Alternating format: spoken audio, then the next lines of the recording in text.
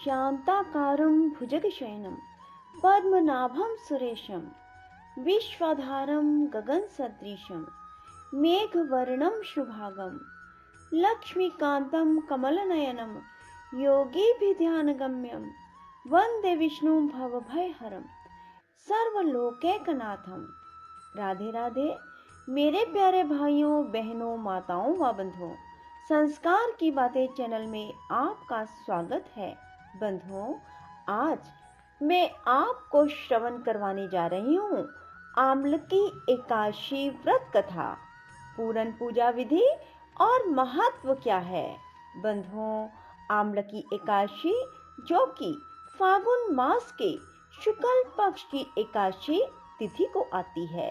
बंधुओं, आमलकी का अर्थ है आंवला। बंधुओं, आमलकी एकादशी के दिन भगवान विष्णु की आंवले के पेड़ के नीचे पूजा की जाती है, क्योंकि आंवले के पेड़ में भगवान विष्णु का साक्षात वास है। बंधुओं, जो मनुष्य भी आमलकी एकादशी के दिन आंवले के पेड़ की पूजा करते हैं, आंवले के पेड़ में जल अर्पित करते हैं और शुद्ध घी का दीपक जलाते हैं और आंवले के पेड़ के नीचे कुछ आंवले अर्पित करते हैं, फूल और दक्षिणा अर्पित करते हैं, उन पर भगवान विष्णु शीघ्र प्रसन्न होते हैं और उन्हें मनोवांछित वर प्रदान करते हैं। बंधुओं, इसलिए आमलकी एकादशी के दिन आंवले के पेड़ की पूजा अवश्य करें और खाने में भी आंवला अवश्य इस्तेमाल करें और हो सके तो आंवले का दान भी करें। बंधुओं, आमलकी एकादशी के दिन प्रातःकाल जल्दी उठें, स्नान आदि से निवृत्त होकर दाहिने हाथ में कुछ जल और फूल लेकर भगवान विष्णु के समक्ष खड़े होकर संकल्प ले कि हे भगवान विष्णु, मैं अपना नाम, गोत्र, शहर का नाम लेते हुए कि मैं आज फागुन मास की आमलिका एकादशी का व्रत कर रहा हूँ या कर रही हूँ और इसे आप बिना विघ्न बाधा के संपन्न करना, ऐसा कहते हुए वह जल और फूल भगवान के समक्ष छोड़ दें। बंधुओं, फिर भगवान विष्णु की षोडश उपचार पूजा करें। भगवान को तुलसी दल और फूल अवश्य अर्पित करें और हो सके तो भगवान को आंवला भी अर्पित करें। फिर आपके घर के समीप जहाँ कहीं भी आंवले का वृक्ष हो, वहाँ जाकर आंवले के पेड़ की पूजा करें, जैसा कि मैंने आपको शुरू में बताया है। बंधुओं, उसके बाद पूरा दिन भगवान विष्णु के स्मरण में बिताएं।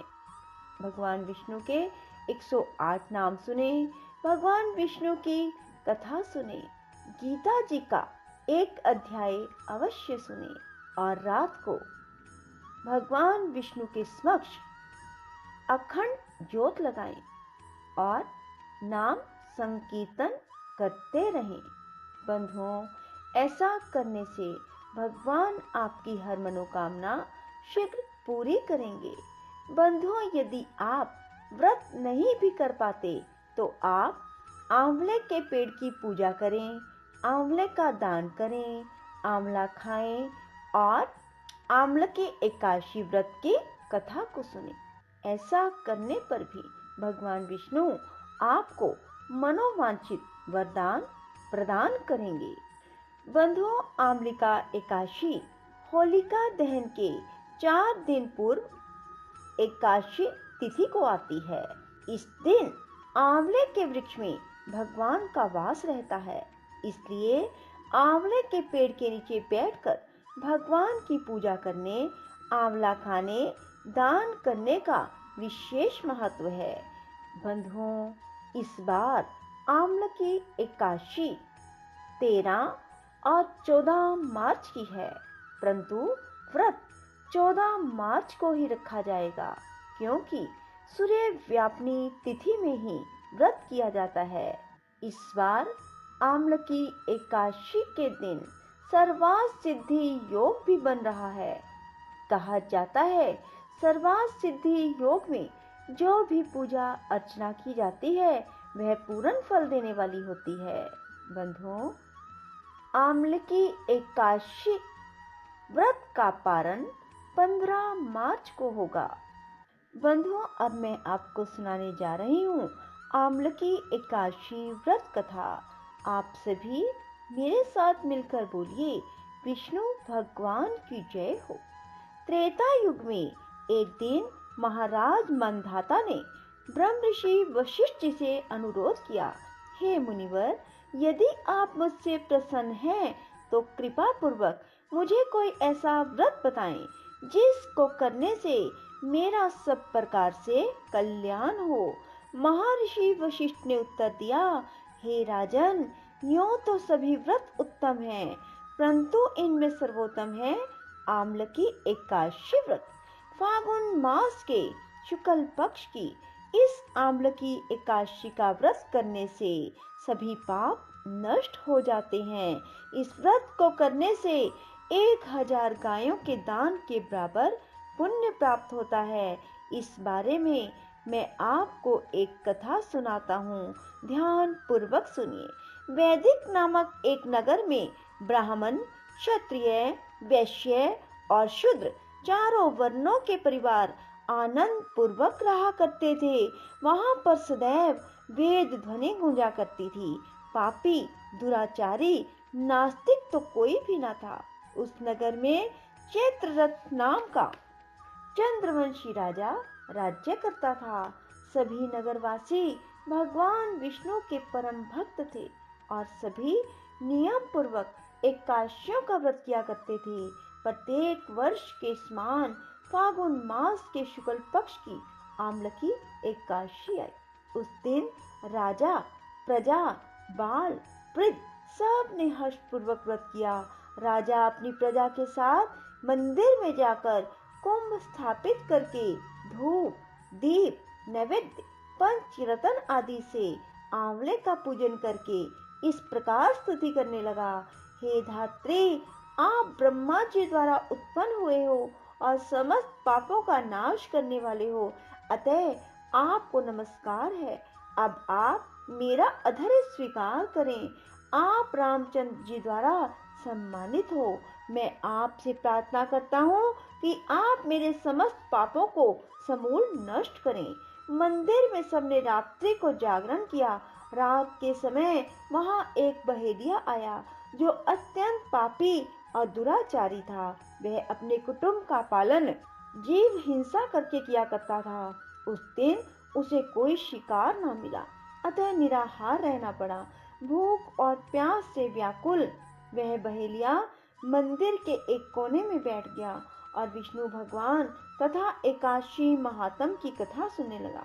इस प्रकार अन्य मनुष्यों की भांति उसने भी सारी रात जागकर बिता दी। प्रातः काल घर आकर उसने भोजन किया। कुछ समय बाद उस बहेलिये की मृत्यु हो गई। आमलकी एकादशी का व्रत व जागरण करने के कारण अगले जन्म में उस बहेलिये ने राजा विदुरथ के घर जन्म लिया। उसका नाम वसुरथ रखा गया।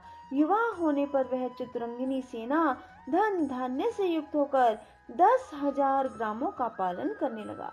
वह तेज में सूर्य के समान, कांति में चंद्रमा के समान, वीरता में भगवान विष्णु के समान, क्षमा में पृथ्वी के समान था। वह अत्यंत धार्मिक, सत्यवादी, कर्मवीर, विष्णु भक्त राजा बना। प्रजा का समान भाव से पालन, यज्ञ करना, दान देना उसका नित्य का कर्तव्य था। एक दिन राजा वसुरथ शिकार खेलने के लिए वन गया। दैवयोग से वह मार्ग भूल गया और रात्रि हो जाने पर उसी वन में एक वृक्ष के नीचे सो गया। थोड़ी देर बाद पहाड़ी मलेच्छ वहां आए और राजा को अकेला देखकर मारो मारो की आवाजें लगाते हुए वसुरथ की ओर दौड़े। वे मलेच्छ कहने लगे, इसी दुष्ट राजा ने हमारे माता पिता, पुत्र, पौत्र आदि अनेक संबंधियों को मारा है तथा देश से निकाल दिया है, अतएव इसको अवश्य मारना चाहिए। ऐसा कहकर वे म्लेच्छ अस्त्रों का प्रहार करने लगे। अनेक अस्त्र शस्त्र राजा के शरीर पर गिरते ही नष्ट हो जाते और उसका वार पुष्पों के समान प्रतीत होता। अब उन मलेच्छों के अस्त्र शस्त्र उल्टा उन्हीं पर प्रहार करने लगे, जिससे वे घायल होने लगे। इसी समय राजा को भी मूर्छा आ गई।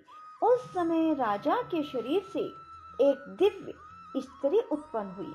वह स्त्री अत्यंत सुंदर वस्त्रों और आभूषणों से अलंकृत थी, मगर उसकी भृकुटी टेढ़ी थी और आंखों से लाल लाल अग्नि निकल रही थी। वह स्त्री म्लेच्छों को मारने दौड़ी और थोड़ी ही देर में उसने सब म्लेच्छों को काल के गाल में पहुंचा दिया। जब राजा सोकर उठा तो उन म्लेच्छों को मरा हुआ देखकर सोचने लगा, इन शस्त्रों को किसने मारा है।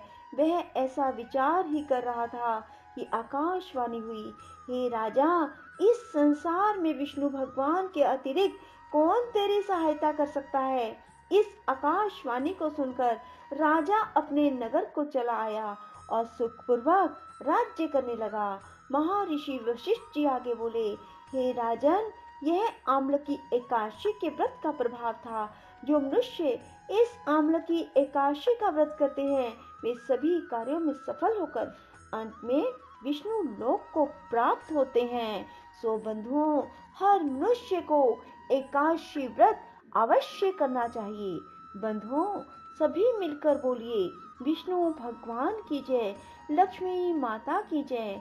बंधुओं, यदि आपको हमारी ये कथा पसंद आए तो इसे लाइक करने के साथ साथ शेयर अवश्य करें, ताकि आपके मित्रगण, आपके रिश्तेदार भी इस कथा को सुनकर पूर्ण फल प्राप्त कर सकें।